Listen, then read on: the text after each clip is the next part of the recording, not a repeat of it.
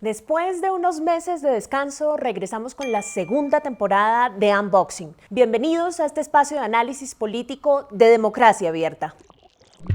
En marzo, el Parlamento húngaro pasó una ley concediéndole a Viktor Orbán, el primer ministro, una serie de amplios poderes extraordinarios para gobernar por decreto de manera indefinida y así mitigar las consecuencias del coronavirus. Muchos sugirieron que la ley era un cheque en blanco y una herramienta para que Orbán pudiera intimidar a sus enemigos políticos. El primer ministro aseguró que no había nada de qué preocuparse. Pero era inquietante que la ley también modificara el Código Penal, permitiendo encarcelar a quienes difundieran noticias falsas relacionadas con la emergencia, abriendo así la posibilidad de perseguir a los críticos del gobierno. En abril, el Parlamento Europeo declaró que la ley era totalmente incompatible con los valores democráticos europeos. Sorpresivamente, el Parlamento húngaro, controlado por el oficialismo, dio un giro en U y acabó con la ley el 16 de junio. Así las cosas, el alboroto que se armó en Hungría parecía nada más que una tormenta en un vaso de agua, pero ojalá fuera así de sencillo. La controvertida ley fue reemplazada por otra que permitía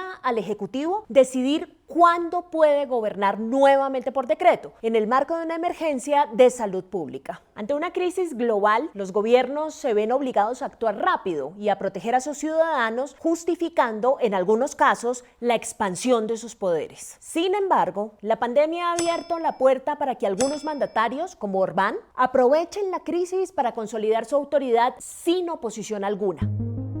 Por eso, esta vez en Unboxing sacaremos de la caja las amenazas a la democracia en tiempos de COVID-19.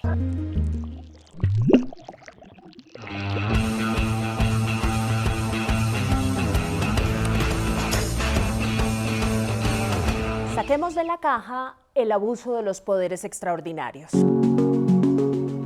Lastimosamente, el caso húngaro no es un caso aislado. El pasado 25 de junio, más de 500 líderes políticos y civiles, incluyendo varios premios Nobel, firmaron una carta condenando a los gobiernos que han combatido la pandemia, concentrando poderes de emergencia para endurecer su control político. Democracy is needed more than ever to preserve our fundamental freedoms. De nuestro lado, la Comisión Interamericana de Derechos Humanos adoptó en abril una resolución recordándole a los países americanos que incluso en los casos más extremos, los estados de excepción no pueden ser utilizados de manera ilegal, abusiva o desproporcionada. En nuestro hemisferio, uno de los casos que salta a la vista es el de El Salvador. La legalidad de las estrictas medidas impuestas por el gobierno de Nayib Bukele, incluyendo los famosos centros de contención, ha sido cuestionada múltiples veces por la Corte Suprema de ese país. Sin embargo, el choque más severo con la Corte ocurrió el 15 de abril, cuando los jueces prohibieron la detención de personas que incumplan la cuarentena domiciliaria, dejando la política de disuasión de Bukele sin dientes. Desafiando la decisión, el presidente trinó que no acataría dichas órdenes.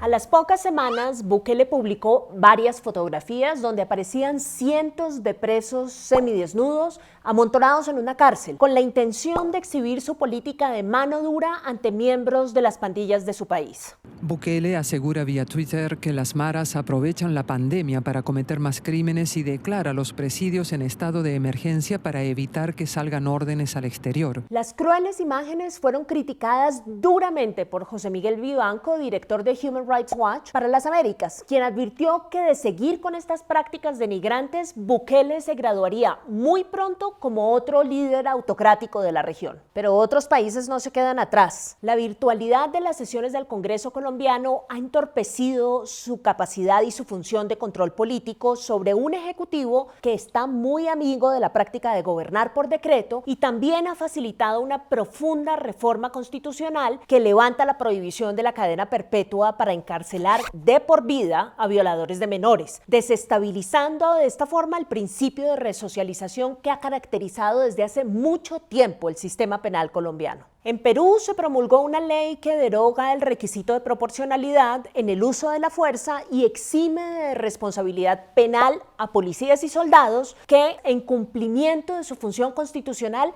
causen lesiones o muertes. En fin, saquemos de la caja el cierre de los espacios cívicos.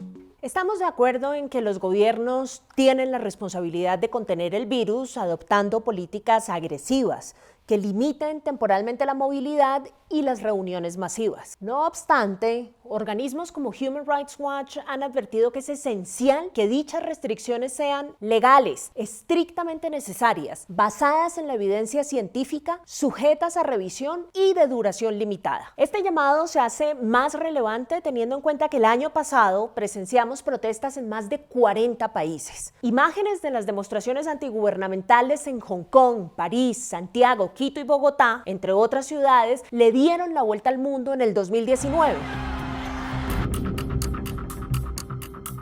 Hoy en día, cerca de 120 países han limitado el derecho a la reunión, frenando en seco muchas luchas que siguen sin resolverse. Pausar la resistencia civil es inevitable, pero las medidas no deben extenderse mucho más allá de lo necesario. En este frente, algunas noticias son más alentadoras que otras. La indignación de los chilenos luego de que el presidente Piñera subiera una foto posando en la desocupada Plaza Dignidad demuestra que el espíritu de protesta sigue intacto en muchos lugares. Las demostraciones que surgieron en mayo, luego de que George Floyd fuera asesinado por la policía de Minneapolis en Estados Unidos,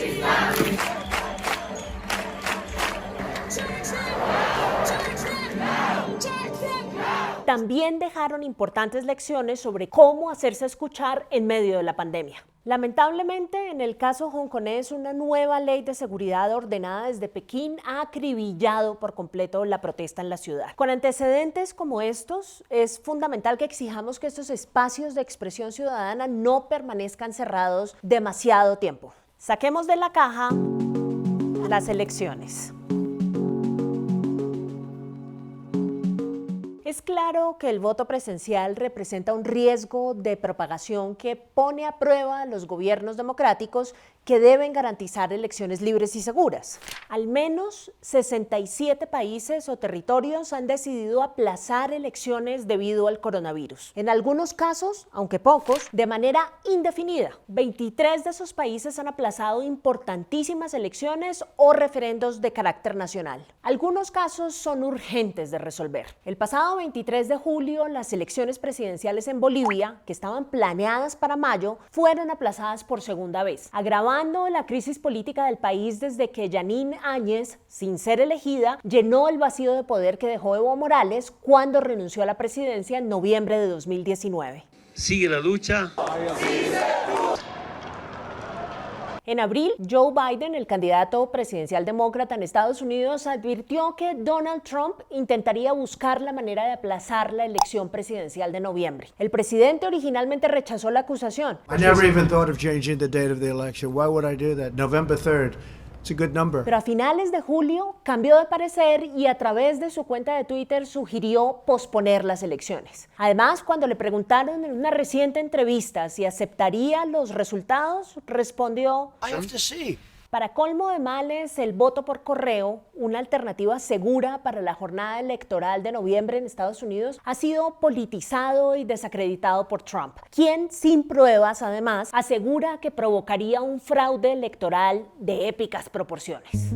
El llamado que hacemos entonces es a proteger la institucionalidad democrática en un momento de grandísima vulnerabilidad. Archon Fung, profesor de Harvard, lo ha formulado elocuentemente. Es tentador dejar de lado las sutilezas democráticas a favor de confiar en líderes y expertos, pero la idea de que debemos sacrificar nuestros impulsos democráticos en favor de una autoridad central fuerte es peligrosamente equivocada. Mantener una democracia participativa robusta es la mejor manera de contener la pandemia y reconstruir nuestra sociedad a su paso. No olviden suscribirse a nuestro canal en YouTube, compartir este video y dejarnos un comentario. Yo soy Sandra Borda y esto es Unboxing de Democracia Abierta. Nos vemos la próxima.